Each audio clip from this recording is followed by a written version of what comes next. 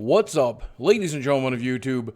Boogie2988 coming at you live once again through the power of the internet. And tonight I need to talk to you a little bit about gambling. This video is designed to be a signal boost to raise awareness of an issue raised by Ethan Klein of H3H3 Productions. I want to offer my opinion on it as well, but if you don't want to hear that, just skip my video and you can watch Ethan's. I'm going to link it in the description box below. But basically, Ethan's video uncovers a plot by some fellow YouTubers and fellow Twitch streamers who have, it's almost impossible to believe that this sentence is true, used YouTube and Twitch to manipulate people, including underage kids, to gamble using the video game Counter-Strike Go. Now, if you're anything like me, you're probably scratching your head wondering how you gamble using a video game or using Steam or using a website, and let me explain the basic process to you now. So Counter-Strike Go has weapon skins in the game, and these skins range from very, very common to very, very ultra rare. And because these skins can be sold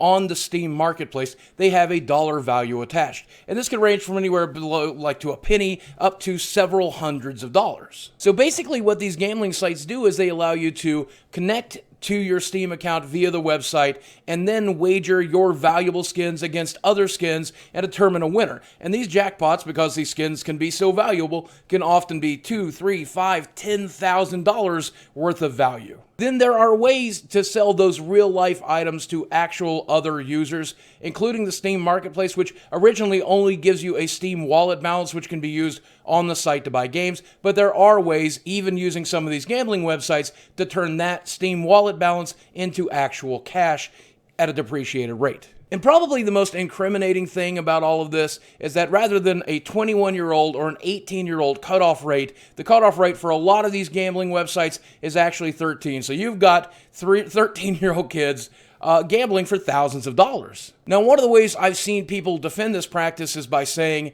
it's not a big deal, it's just in-game items, it's no different than opening a pack of digital magic cards, and it's actually quite different because in order to participate in the system at all, in order to get these in-game skins to start gambling with, you have to purchase the game CSGO, you have to play it long enough to get a crate, and then you have to spend $2.50 on a key to unlock that crate. So to be involved in the system, real money is actually being spent. Regardless of the people that defend these sites and their practices, there are a lot of people, YouTubers, streamers, and certainly parents who definitely think this is not a good idea, that it's not good for children to be gambling on these websites. So much so that there's now actually a class action lawsuit against Steam and against Valve for allowing your Steam account to be connectable with these known gambling sites to begin with. And Lord knows where the chips will fall there. But Ethan's video actually goes on to show a much deeper and more sinister layer of this stuff.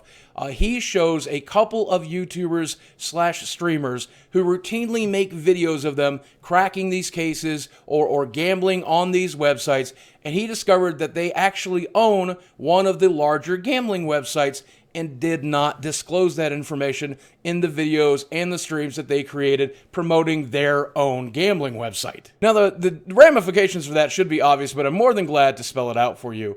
United States law makes it very, very clear that if you stand to make money or getting paid to create videos like one of my Loot Crate unboxings video, that we have to absolutely disclose that we are about to make money, that you are in fact watching a form of advertisement, and if we do not do that, we are actually breaking the law, and we could be fined by the FCC. Regardless of that little fact, though, by the way, a lot of YouTubers do not fully disclose their relationships and do not fully disclose when they are getting paid to promote something, but that's another video for another time. But the real evil lies in actually owning the website that you're promoting and straight out lying to your customer base, to your viewers. In the video that Ethan shows, allegedly, the people in that video are lying, saying they've discovered the website for the first time. They're not related to it at all. They're just going to try it out and see if it's fun and see if it's cool, never disclosing that they, in fact, stand to profit millions of dollars by promoting this website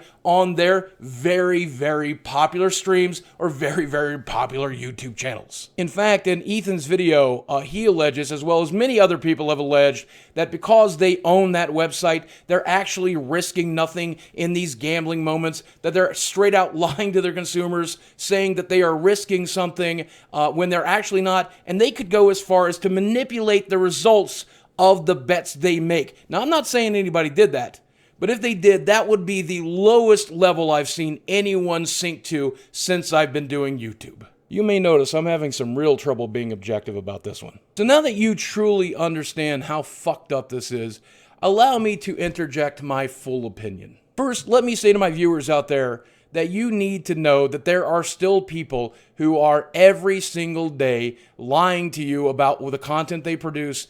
They're lying about their ad deals. They're hiding brand deals. They're hiding paid promotion. They're not putting advertisement in the titles or in the thumbnails, even very well in the descriptions. Many of them are not even saying it in their videos, and they're doing that in part because some advertisers will even ask them to not fully disclose, or they're doing it because they're afraid that you are going to stop trusting them because they're selling that space to you. They would rather lie to you and have you never find out than they would be honest with you out of fear that you won't trust them anymore. Now, I personally do two things. I try to pick my brand deals very, very carefully and very, very closely and try to do them far and few in between. And secondly, I always disclose to the fullest ability that I can, often in the title, often in the thumbnail, always in the description, and often right at the beginning of the video so that you know if I'm working with a reviewed copy or review product or if I'm getting paid to take a look at or try or play the game or whatever. Regardless of that, though, I see a lot of comments all the time saying,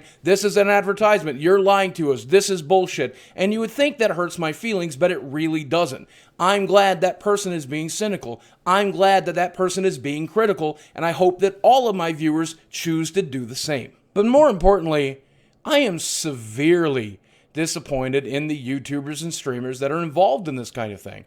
I do not understand for a second why they would choose to do this. These are people who run very successful YouTube channels, earning hundreds of thousands, in some cases millions of dollars.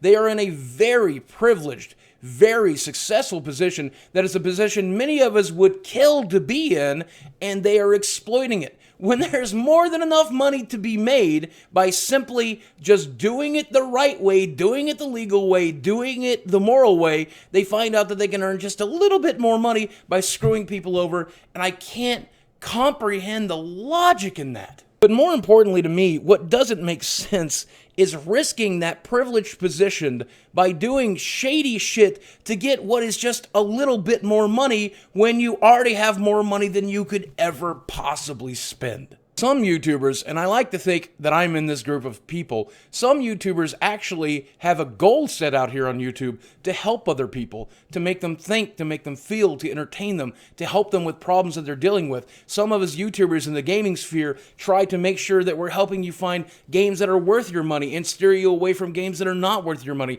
The last thing we ever want to do is take advantage of that relationship. We don't want to take advantage of our viewers. In fact, we are here to help them. And that's why this is so incomprehensible to me and a lot of other YouTubers, because we do not understand why you would ever for a second want to take advantage of the people who helped you get to that privileged position to begin with. It just doesn't make any fucking sense. And I've heard a lot of people say in their defense today, well, they didn't do anything technically wrong. What they're doing is technically legal, and that's fine. But morally, they have to know it's not right. They have to know it's not defensible. It's a real shit thing to do, and I think you're actually wrong. I think it's going to turn out to be illegal, and I think you're going to have hell to pay. But, you know, that's one man's opinion. I could be wrong. I have been before, and I'm sure if I am, you'll let me know in the comments section below. Guys, check out Ethan's video down there below. Spread the word about this. Please remember to be very, very careful here on YouTube. We've kind of really figured it out a little bit, and a lot of us are trying our best to have your best interest at heart, but a lot of people don't, and they're here to cash in quick and get the quick buck before all of this is stabilized.